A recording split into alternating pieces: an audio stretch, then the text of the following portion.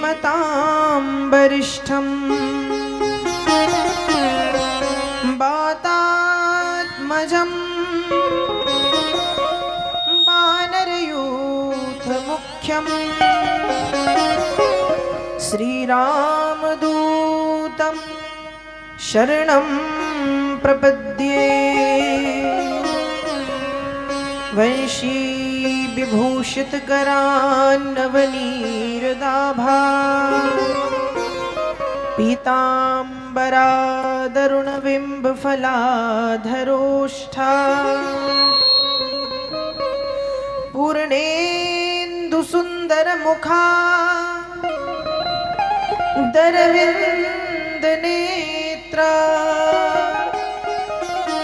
कृष्णात् परं किमपि तत्त्वमहं न जाने। राधा भक्ति हरिर्ज्ञानं ताभ्यां या च समन्विता। राधा रानी सरकार की जय। श्रीमद्भागवत महापुराण की जय। सुखदेव जी महाराज से भगवत कथा से जुड़ रहे समस्त भगवत कथानुरागी जन, आप सब मेरा प्रणाम स्वीकार करें। आइए, कथा श्रवण करने से पूर्व मन एवं वाणी को पवित्र करने के लिए कुछ क्षण भगवान के पावन नाम का संकीर्तन करें। भाव से सभी गाइएगा। वाणी का सहयोग ताली सेवा अवश्य प्रदान करते हुए सभी गाएंगे, सभी बोलेंगे।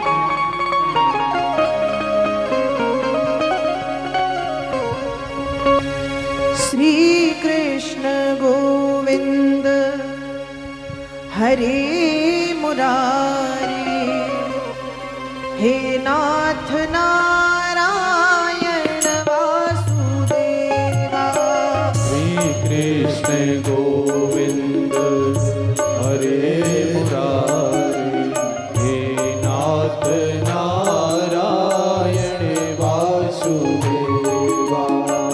श्री कृष्ण गोविंद हरे मुरारी, हे नाथ नारायण वासुदेवा।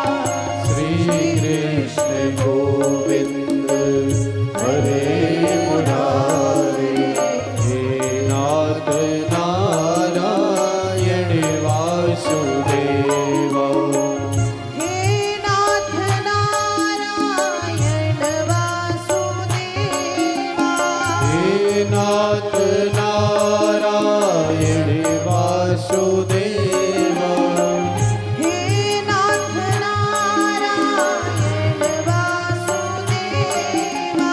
हे नाथ नारायण वासुदेवा। हे नाथ नारायण वासुदेवा। हे नाथ नारायण वासुदेवा।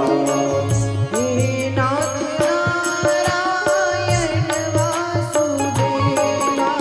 हे नाथ नारायण वासुदेवा। श्री कृष्ण गोविंद हरे मुरारी, हे नाथ नारायण वासुदेवा। श्री कृष्ण गोविंद हरे मुरारी, हे नाथ नारायण वासुदेवा। पितु मातु स्वामी सखा हमारे। पितु मातु स्वामी सखा हमारे। पितु मातु स्वामी सखा हमारे। पितु मातु स्वामी सखा हमारे। हे नाथ नारायण वासुदेवा। हे नाथ नारायण वासुदेवा। श्री कृष्ण गोविंद हरे मुरारी, हे नाथ नारायण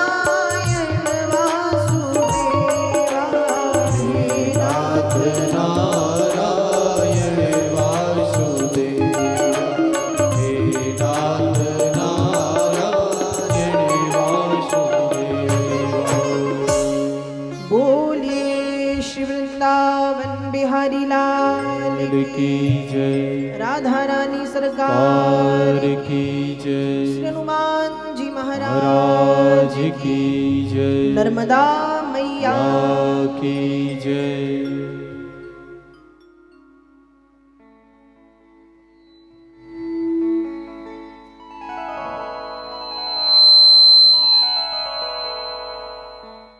बड़े सौभाग्य की बात है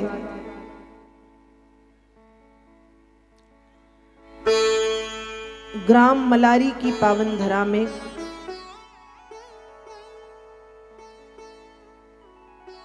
आज कथा क्रम के चतुर्थ दिवस की पावन बेला में हम आप सभी श्रद्धालु भक्तजन शांति, आनंद, उत्साह एवं उमंग के साथ प्रवेश कर चुके हैं। आज कथा का चौथा दिन है।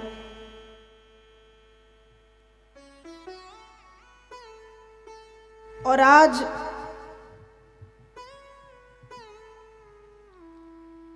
बड़े उत्साह के साथ भगवान आनंद कंद श्री कृष्णचंद्र के विवाह की पावन कथा को हम सब यहाँ पर मलारी ग्राम की पावन धरा में आज भगवान श्री कृष्ण के जन्म की पावन कथा को हम सब शांति, आनंद, उमंग एवं उत्साह के साथ यहाँ पर श्रवण करेंगे। कथा का चौथा दिन, चतुर्थ दिवस।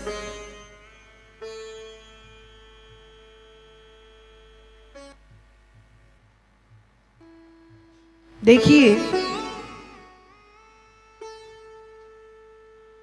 आज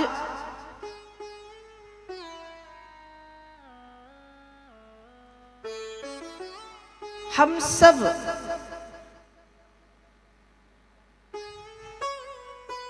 भगवान के पावन जन्म की कथा यहां पर सुनेंगे।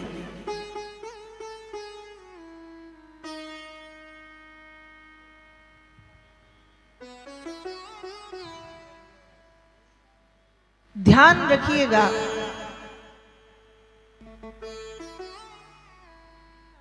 प्रत्येक मनुष्य को अपने किए गए कर्मों का फल निश्चित रूप से भोगना पड़ता है। अच्छे कर्मों का अच्छा फल और बुरे कर्मों का बुरा फल। भीष्म पितामह जैसे महायोगी एवं सीता जैसी देवियों को भी अपने द्वारा किए गए कर्मों का फल निश्चित रूप से भुगतना पड़ा। भीष्म पितामह जब बाणों की सैया पर लेटे थे और भीष्म पितामह से मिलने के लिए जब योगेश्वर भगवान श्री कृष्ण पहुंचे हैं तो भीष्म पितामह भगवान से पूछ रहे हैं कि नाथ, मैं सिर्फ ये जानना चाहता हूं कि मैंने मेरे जीवन में ऐसे कौन से पाप के कर्म किए हैं जिनका इतना भयंकर परिणाम हमको भोगना पड़ रहा है। भगवान ने कहा, भीष्म पितामह, आप तो स्वयं ज्ञानी हो, योगी हो, आप तो स्वयं जान सकते हो कि किस जन्म का फल आप भोग रहे हो। भीष्म पितामह कह रहे कि हे नाथ, एक जन्म की कौन कहे, पिछले 30 जन्म पहले तक का हाल मैं देख चुका हूं और उन 30 जन्मों में मैंने ऐसा कोई कर्म नहीं किया जिसका परिणाम इतना घातक है। भगवान मुस्कुराए। भगवान ने कहा, पितामह, ये 30, 40, 50, 60, 70 जन्म पहले की बात नहीं है, यह बात है 74 जन्म पूर्व की। 74 जन्म पहले आप प्रातः काल में गंगा स्नान के लिए जा रहे थे, सुबह के 4 बजे ब्रह्म मुहूर्त में। अब ब्रह्म मुहूर्त में अंधेरा होता है, तो जब आप जा रहे थे तो जिस मार्ग से आप जा रहे थे उस मार्ग पर एक मरा हुआ सर्प पड़ा था। पूरी तरह से नहीं मरा, जिसको कहते हैं अधमरा, घायल सर्प पड़ा था। अंधेरा था, आपको लगा कि सर्प मर गया है और आपने उसे उठाया और उठा के फेंका। और जब आपने उसे फेंका तो वह सर्प बबूल के पेड़ में जाकर के गिरा और पितामह बबूल के पेड़ के जो छोटे छोटे से कांटे थे वो सर्प के शरीर में छिद गए, चुभ गए, गड़ गए। आज 74 जन्म के बाद वही छोटे छोटे से कांटे इतने बड़े बड़े बाण बन गए हैं, जिन बाणों की सैया पर आज आप लेटे हुए हैं। तो भीष्म पितामह को भी अनजाने में किए गए कर्म का फल भोगना पड़ा। अब भीष्म पितामह ने जानबूझ के थोड़ी सांप उठा के फेंका था, उनको तो पता भी नहीं था कि वो मरा है या जीवित है। अधमरे सर्प को उठा करके अनजाने में पेड़ पे फेंका और जो स्थिति सर्प की हुई 74 जन्म के बाद वही स्थिति पितामह भीष्म की हुई। तो प्रत्येक मनुष्य को अपने किए गए कर्मों का फल निश्चित रूप से भोगना पड़ता है। सीता जैसी देवियों को भी अपने किए गए कर्मों का फल भोगना पड़ा। सीता जी जब 14 वर्ष के वनवास से लौटी हैं, उस समय सीता मैया ने, सीता जी को एक मैना पसंद आई। सीता जी को जीव जंतुओं से बड़ा लगाव था। वो मैना उन्होंने अपने पिंजरे में बंद करके रखी और मैना का खूब ध्यान भी रखती थी। लेकिन वो मैना थी गर्भवती। वो मैना सीता जी से कह रही है कि जानकी, इस समय मैं गर्भवती हूं और इस समय मुझे जरूरत है किसकी? कहा माँ के प्यार। इस समय जरूरत है मुझे हरे भरे जंगलों की, नदियों के किनारों की, पेड़ों की, पेड़ पे लगे मीठे मीठे फलों की, ताजी हवा की, ठंडे पानी की, अर्थात मुझे प्रकृति की जरूरत है। और इस समय तुमने मुझे कैद करके रख लिया, तो सीता मुझे छोड़ दो। पर सीता जी का उस मैना के प्रति लगाव बहुत गहरा था। सीता जी ना छोड़ पाई और जब ना छोड़ पाई तो वो मैना उसी पिंजरे में सिर पटक पटक के मर गई। और मरते हुए सीता जी को ये श्राप दे करके गई कि जब मैं गर्भवती हूं और आज मुझे इस कैद की जरूरत नहीं थी, मुझे खुले वातावरण की जरूरत थी, मुझे प्रकृति की जरूरत थी, मुझे पेड़ों की, पौधों की जरूरत थी, हरियाली की जरूरत थी, और तुमने मुझे ऐसे पिंजरे में बंद करके रखा। सीता, मैं तुमको श्राप देती हूं कि जब तुम गर्भवती होगी और जब तुमको पति के प्रेम की, माँ के प्रेम की, बहनों के स्नेह की, राजमहल की सुख सुविधा की जरूरत पड़ेगी, जब तुमको सबकी आवश्यकता पड़ेगी, उस समय तुम बन बन भटकोगी। श्राप दिया। तो ध्यान रखिएगा, प्रत्येक मनुष्य को अपने किए गए कर्मों का फल निश्चित रूप से भोगना पड़ता है। अच्छे कर्म का अच्छा फल, बुरे कर्म का बुरा फल। इसलिए कहते हैं बुरे कर्म के बुरे नतीजे किए न हो तो कर देखो।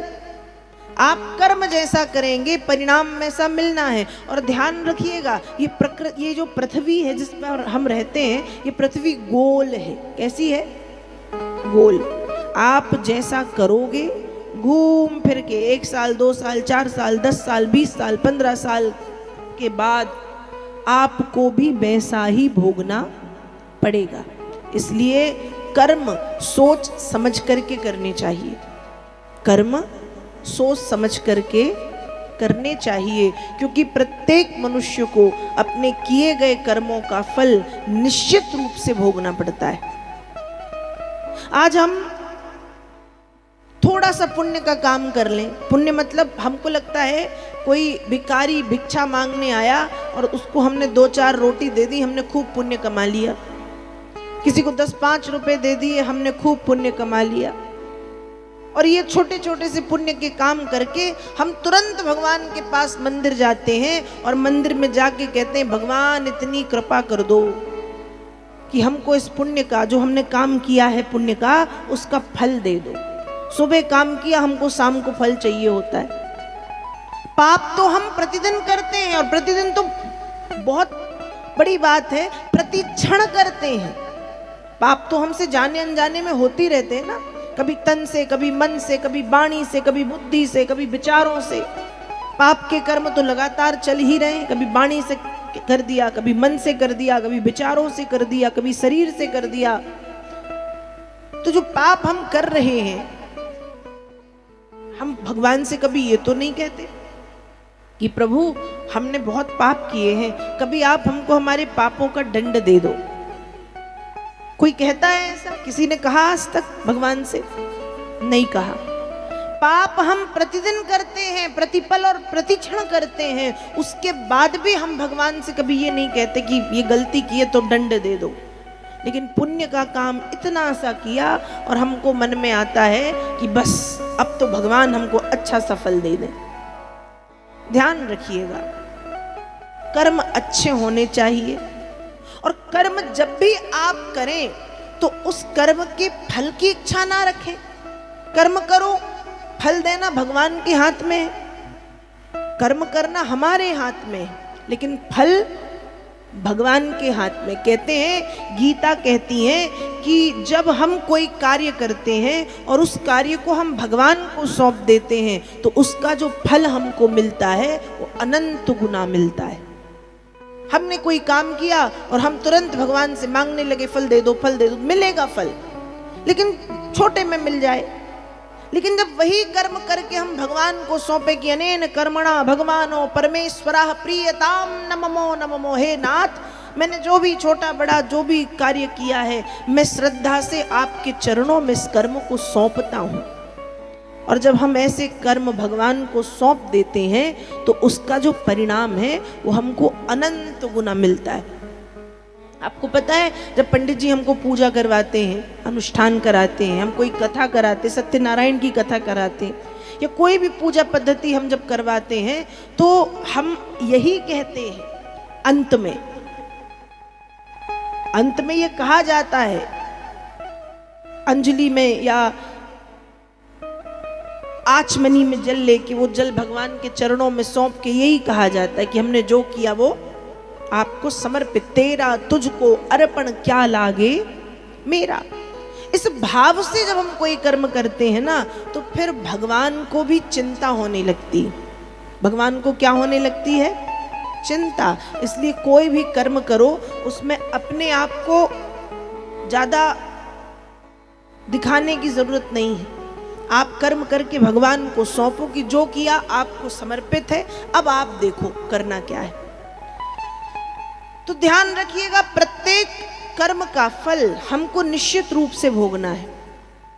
भागवत में गजेंद्र मोक्ष की कथा आती है और वेद व्यास जी वर्णन कर रहे, तत्रैकदा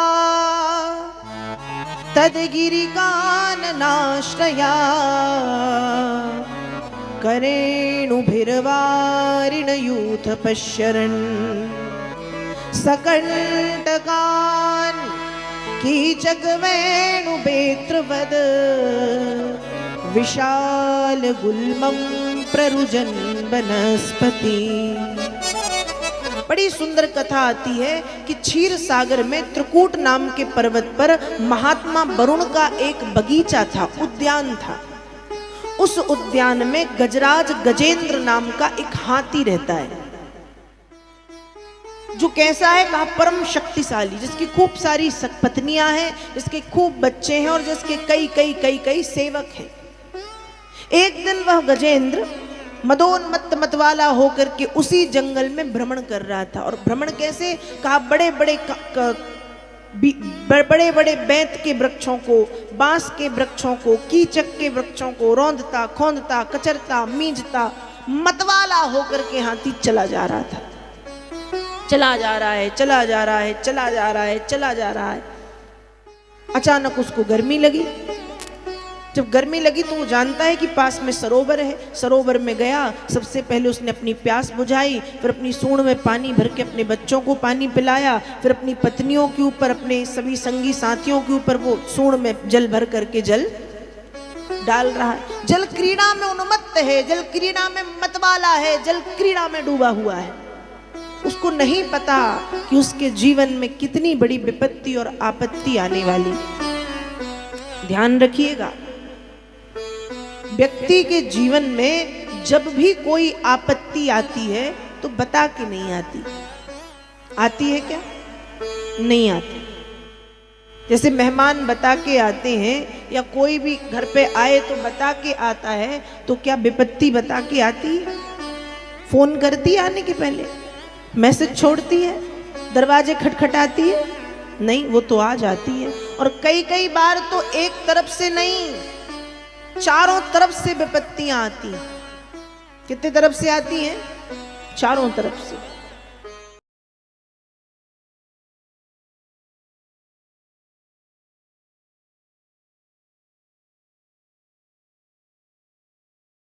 आनंद टीवी से जुड़ने के लिए आप हमें व्हाट्सएप करें 9277395752 पर।